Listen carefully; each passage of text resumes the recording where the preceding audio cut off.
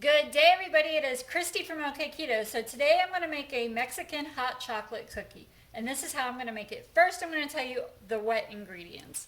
I am going to use 2 large eggs that I brought up to room temperature and went ahead and whisked in this ramekin. It's very important to get your eggs up to room temperature.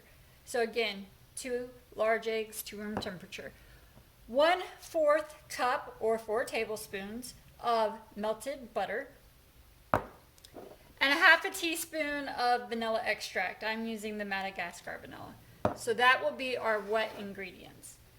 For our dry ingredients, I am using 1.5 cups of Think, Eat, Live sunflower seed flour. I love this brand. It has fantastic macros. I will insert a picture so you can check it out for yourself. I find this on Amazon, and I will put a link to it down in the description box below if you would like to go and see what it's all about. I use this because almond flour causes me inflammation, and this is a great alternative.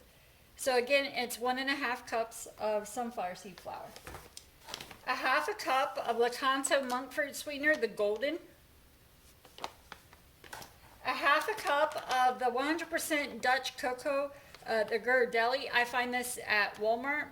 It's unsweetened. It's more of a rich, intense, so that's why I like it.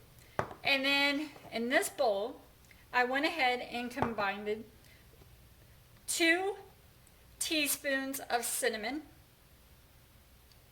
1 teaspoon of espresso powder. I find this at Walmart as well in the baking section. And on the top of it, it will say it's perfect for tiramisu, in case you're looking for it.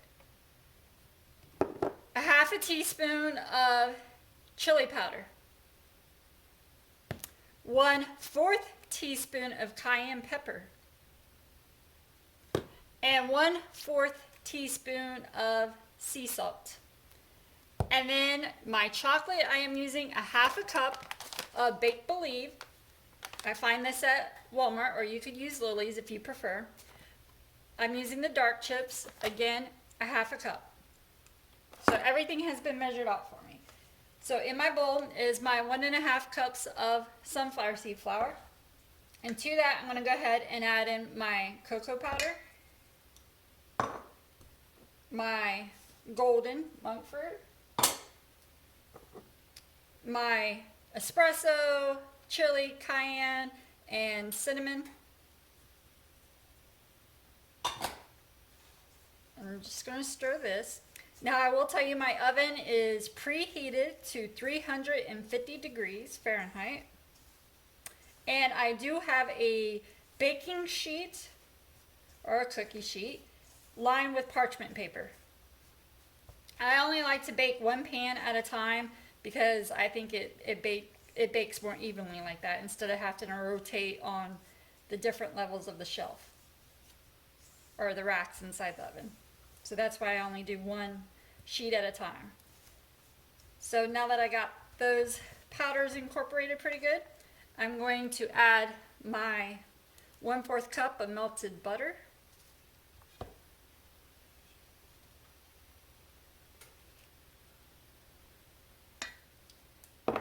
And my 1/2 teaspoon of vanilla extract. I love Madagascar vanilla, and I have a good friend that sent this to me. I am cherishing it. So now the butter and the vanilla. Stir this a little bit.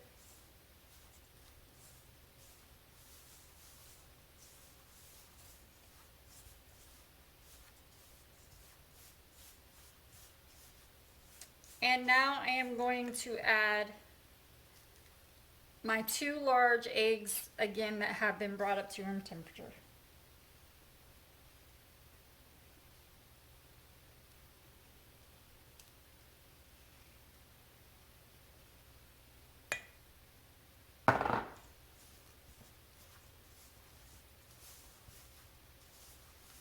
Now I'm just going to stir this really well before I fold in my chocolate chips.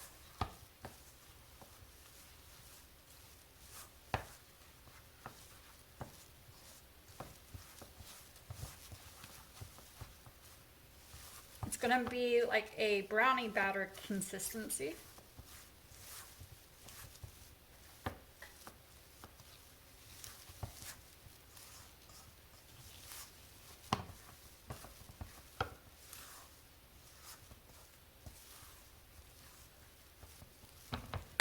So it's going to look like this before I add in my Make Believe.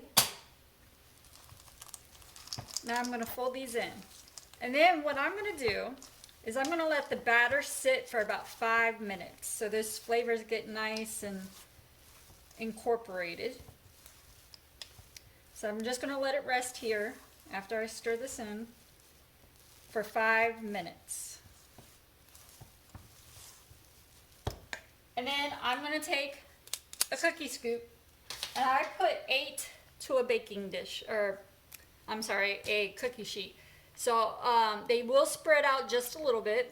Again, I will put 8, and then they will go into my oven, which is again at 350 degrees for 12 minutes. When I take them out, I will sit them on top of my stove to rest for about 3 minutes before I transfer them to a cooling rack. And then I put my other batch in. So once I get those made up, I will, after this sits, I will show you what it looks like before I put it in the oven. And then when they all come out, I will let you know how much this batch yielded me in cookies. And I'll see you then. Okay, now that my batter rested for 5 minutes, I did go ahead and scoop out 8 of them. These will go into my oven for 12 minutes, and I will see you when they all get baked. And here they are on my display board. As you can tell, I did go ahead and take a bite out of one so you can see what the inside looks like. Also, these do not spread that much. They're more of a thick cookie, as I'm sure you can tell as well. I got 19 cookies out of my batch. I also did sprinkle a little bit of Swerve confectioners on top. That's totally optional. It's just something I like to do. These cookies are a little bit spicy. If you've ever had Mexican hot chocolate, you know it has a kick to it. And that's what I actually love about it. I love that spiciness along with my chocolate. If you're not into spicy things, this recipe probably won't be for you. But if you do enjoy Mexican hot chocolate, you might actually really enjoy this one. So let me read to you what the company Think, Eat, Live, which made the sunflower seed flour that I used, says about storing.